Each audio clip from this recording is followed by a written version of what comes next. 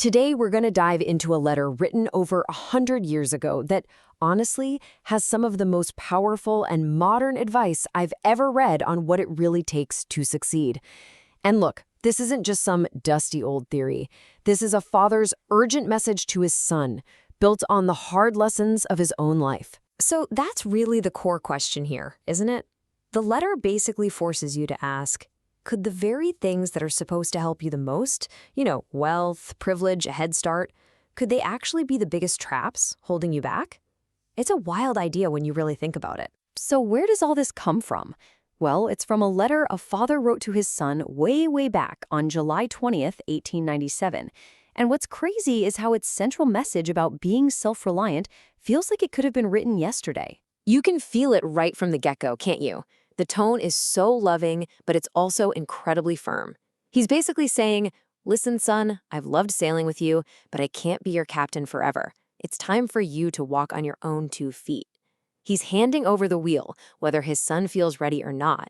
The message is just crystal clear. Your life is your own to steer. Okay, so to really drive this point home, the father uses this incredible metaphor. He asks his son to imagine the world not as some flat, even playing field, but as a giant mountain, where we all start climbing from a different spot. And look, the father isn't naive. He totally gets that privilege is a real thing. If your parents are already way up the mountain, you get to start higher. But, and this is the key, he is so clear that this starting point, it guarantees nothing. It doesn't decide where you'll end up. It's just the start. And this right here, this is the core of his whole argument. Destiny isn't about where you came from. It's about what you do. Your start is your circumstance. But where you finish, man, that's all on you. It's a battle between origin and action. Okay, so this naturally leads him to his next big idea, which is pretty counterintuitive. What he calls the curse of wealth. He shifts from talking about the advantage of privilege to its massive hidden danger. His whole point is that when life is too easy, when everything is just handed to you on a silver platter, you never get the chance to build the mental and emotional muscles you need to actually survive in the real world. Comfort, he says, kills your drive. It's like having everything can rob you of the one thing that matters, becoming capable. And he knows this might sound like just a philosophical rant, so he brings in the receipts. He points to this one study from his time in Massachusetts that looked at 17 very, very wealthy families. And the results? They were just absolutely brutal. Of the 17 rich families they tracked, not a single one of their kids managed to hold on to that fortune. I mean, you can't get a clearer piece of evidence for his point, right? The very thing meant to help them ended up being their downfall. He even throws in this dark joke he heard in a Philadelphia bar to illustrate the point, and it just hits so hard.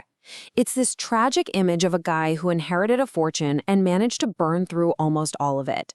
It's a cutting, unforgettable way to show how easily unearned wealth can disappear. Okay, so if inherited advantage is a trap, what's the answer? Well, the father doesn't have to look far for an example. He just uses his own life story as the ultimate blueprint for how to forge your own destiny. And he doesn't sugarcoat it. He lays his whole journey out there. He came from nothing, so poor he had to borrow books just to learn. His first real job was at the absolute bottom, making just $5 a week. But through what he calls unremitting effort, just pure, relentless hard work, he built an empire.